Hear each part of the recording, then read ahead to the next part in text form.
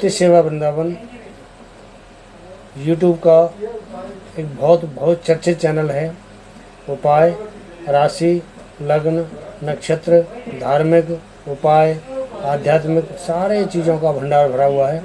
हमारे चैनल को सब्सक्राइब करें, लाइक करें और अपने मित्रों को शेयर करें। धन्यवाद।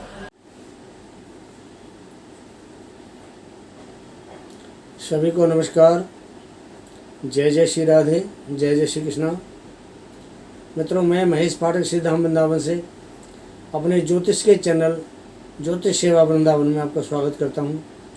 जिन्होंने हमारे चैनल को सब्सक्राइब किया है उनके लिए धन्यवाद, और जिन्होंने सब्सक्राइब नहीं किया वो फटाफट से उसको सब्सक्राइब करें और लाइक करें और अपने मित्रों को शेयर करें। आज का जो विषय है वो है मूल नक्षत्र का। मूल नक्षत्र गंडमूल नक्षत्र की श्रेणी का एक नक्षत्र है। हमारे 27 नक्षत्रों में 6 नक्षत्र गंडमूल के होते हैं। पहला अश्विनी होता है, इसका स्वामी केतु है। दूसरा आश्लेषा है, इसके स्वामी बुध हैं। तीसरा मघा है, इसके स्वामी केतु हैं। चौथा मूल का है, इसके स्वामी केतु हैं। ज्येष्ठा के स्वामी बुध हैं और रेवती के स्वामी बुध हैं। ये 6 नक्षत्र गंडमूल के होते हैं। और जिस जातक के जन्म कुंडली में जब चंद्रमा नक्षत्र में होता है तो वो जो जातक है, वो जो बच्चा है, वो मूल नक्षत्र में पैदा हुआ मानते हैं। तो जब तक मूल नक्षत्र की हम शांति नहीं कराएंगे तब तक ये नक्षत्र शांत नहीं होता है। तो इसमें जो जातक है, जो बच्चा है, जो जन्मा है, वो थोड़ा चिड़चिड़ा, उसका स्वभाव कुछ विपरीत अलग तरीके की उसकी कुछ हिसाब किताब बन जाता है। तो इसलिए इसकी शांति करानी बहुत ज़रूरी होती है। बच्चा चिड़चिड़ा ना हो, अपना मन की बात नहीं करे, सबकी बात सुने, अच्छा उसका चाल चलन रहे, अच्छा उसका हिसाब किताब व्यवहार बढ़िया रहे सबके साथ में। इसलिए नक्षत्र की शांति करानी बहुत ज़रूरी है। क्योंकि नक्षत्र कई बार क्या होता है कि कई बार एक नक्षत्र के 4 चरण होते हैं। तो हो सकता है किसी पहले चरण में माता के लिए दुखदाई हो, दूसरे चरण में पिता के लिए दुखदाई हो, या तीसरे चरण में खुद अपने लिए दुखदाई हो, और चौथे चरण में हो सकता है इसको धन धान से समृद्धि करने वाला नक्षत्र हो। तो इसलिए इनकी जो शांति है करानी बहुत ज़रूरी है, पहली बात। दूसरी बात, इनकी जो शांति का विधान है, इनके मंत्रों को जाप किए जाते हैं और इनके लिए उतारा किया जाता है। तो इस प्रकार इनके लिए हवन भी किया जाता है।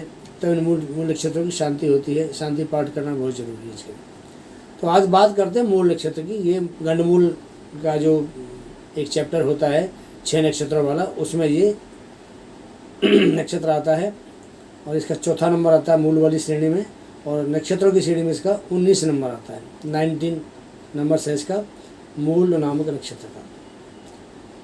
इसके जो स्वामी हैं वो केतु हैं। देवता इसके राक्षस हैं। ये धनु राशि में आता है और इसके चारों चरण धनु राशि में आते हैं। अक्षर होते हैं ये यो, भा और भी, 4 अक्षर आते हैं। इसका अवश्य मानव है। वर्ण इसका क्षत्रिय है और योनि इसकी स्वान है। नाड़ी इसकी आदि है और जो तत्व है इसका वो अग्नि तत्व है। अब इसके 4 जो चरण होते हैं, चरणों के बारे में बताते हैं। मूल नक्षत्र के पहले चरण में जिस जातक का जन्म होता है वो पिता को ठीक नहीं होता, पिता के लिए नुकसानदायक है। दूसरे चरण में जन्म होता है वो माता के लिए नुकसानदायक है। तीसरे चरण में जो जन्म होता है तो उससे इसकी धन बढ़ता है, आयु बढ़ती है। और चौथे चरण में जो जन्म होता है तो ये जो शांति हमने आपको प्रतिक्रिया जो क्रिया बताई है, शांति क्रिया कराने के बाद ही ये शुभ होता है। तो मित्रों, इसके 4 चरण के हमने आपको भेद बताया कि 4 चरणों में जन्म जो जातक लेते हैं उनका जातक पर क्या प्रभाव पड़ता है। बात करते हैं इसके लिए दान की, कैसे मूल नक्षत्रों के लिए दान क्या किया जाता है। तो इसके लिए दान किया जाता है गाय, छाया दान होता है इसका, वस्त्र का दान होता है इसका, कुमारी कन्या का पूजन कराना पड़ता है, और जो प्रदोष काल में इनका पूजन होता है। अब बात करते हैं इस नक्षत्र में जो जातक जन्म लेते हैं उनकी बनावट, उनकी आकृति, उनका व्यवहार, उनका आचार, कार्य क्षेत्र, शिक्षा उनकी क्या होती है, इसके बारे में बात करते हैं। जरा ध्यान से आप सुनिए। इनका शारीरिक गठन अच्छा होता है।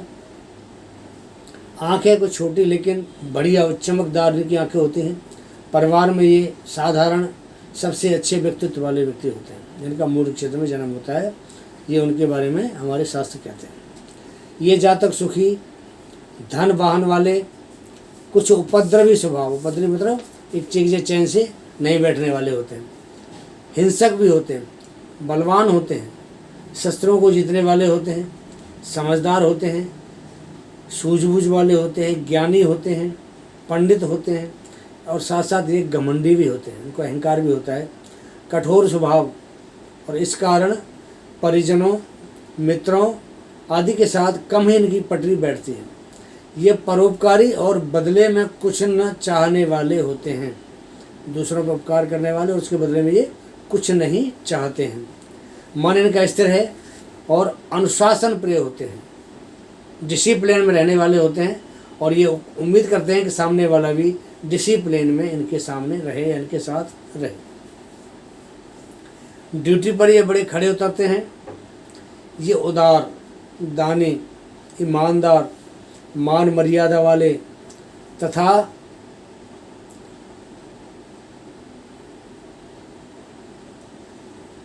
प्रभावशाली व्यक्ति होते हैं। ऐसे जातक ये दूसरों का आदर करते हैं और इनका जो स्वभाव है वो धीर, गंभीर और मैत्रीपूर्ण होता है। ये सबसे दोस्ती करने के इच्छुक होते हैं और बड़े सोच विचार करके आगे कदम बढ़ाते हैं। यद्यपि बाहर से ये थोड़े सख्त होते हैं, ये मिलनसार, हंसमुख, कानून का पालन करने वाले तथा थोड़े बहमी होते हैं, शक करते हैं, वहम करते हैं दूसरों पे, थोड़े बहमी भी होते हैं। भूल को क्षमा कर देना भी इन्हीं का काम है। ये कृशालु, जनहितैषी, दानी एवं दयालु भी होते हैं। ये समाज सेवक भी देखे गए हैं, बहुत से जातक समाज की सेवा भी करते हैं। ये विचारशील तथा अंतर्ज्ञानी होते हैं। इनमें घमंड, अहंकार की भावना तो होती है, साथ ही ये विलासी और ऐश्वर्यप्रस्त भी होते हैं, मतलब भौतिक सुखों को भोगने वाले और भौतिक सुखों में डूबे रहने वाले भी होते हैं। मूल नक्षत्र में जन्मे जातक के जन्म के बाद उसके पिता के जीवन में कई महत्वपूर्ण बदलाव आते हैं। ये बदलाव सकारात्मक होने के साथ कुछ नकारात्मक भी हो सकते हैं। जातक के लिए स्वास्थ्य के नुकसान के अधिक योग होते हैं। यह नक्षत्र जीवन में औसत परिणाम देता है, लेकिन किसी जातक के जीवन में कम से कम एक बार ये कुछ बड़ा नुकसानकारी अवश्य होता है। अच्छी शिक्षा, बड़े खोजी होते हैं, अंतर्ज्ञान परमात्मा की अद्वितीय देन है इनके लिए। जो ये सहजी कह दें वो ठीक हो जाता है। नॉर्मली किसी बात को कह दें तो वो बात उनकी गरी गरी अक्षर सख्त हो जाती है। इनको अपने माता पिता से कम ही योगदान मिलता है। गृह जीवन साधारणतया ठीक ही रहता है, परंतु इनके स्वभाव के कारण तनाव बना रहता है घर परिवार। इनका स्वभाव थोड़ा सख्त होता है इसलिए, और इस तरह ये थोड़े से परेशान रहते हैं ऐसे जातक। अब बात करते हैं इनके रोग की कि ऐसे जातकों को क्या रोग हो सकता है। ऐसे जातकों को फेफड़े संबंधी रोग, जोड़ों के दर्द, पेशाब के रोग, शुक्राणु विकार, पट्ठों व नसों की कमजोरी, तंतु प्रणाली में तालमेल न रहना, बात रोग अर्थात बाय का रोग, जोड़ों की सूजन, कमर का तनाव, पीठ का दर्द और कमर का दर्द आदि जो विकार हैं, ऐसे जो रोग हैं वो इनके शरीर में अवश्य पैदा होते हैं। बात करते हैं इनके कार्य क्षेत्र की कि जिंदगी में ये क्या काम कर सकते हैं। पहला काम है इनके लिए कला, लेखन, प्रशासनिक, मेडिकल या हर्बल क्षेत्र में ये सफल माने जाते हैं। ऐसा जो जातक होता है वो सामाजिक या राजनीतिक क्षेत्र में भाग आजमाए तो उसको उच्च पद की प्रबल संभावना होती है। जो मूल नक्षत्र का जातक होता है वो राजनीतिक या सामाजिक क्षेत्र में बहुत अच्छा काम कर सकता है। विदेश में भाग्योदय निश्चित है। शुरुआती वर्षों में भाई बहन का सहयोग न के बराबर मिलता है, इसलिए संघर्ष ही जीवन है वाली कहावत इनके ऊपर चरितार्थ होती है। लाइफ इज स्ट्रगल और स्ट्रगल इज लाइफ, ये इनके साथ जो है ना कि जुड़ा हुआ होता है।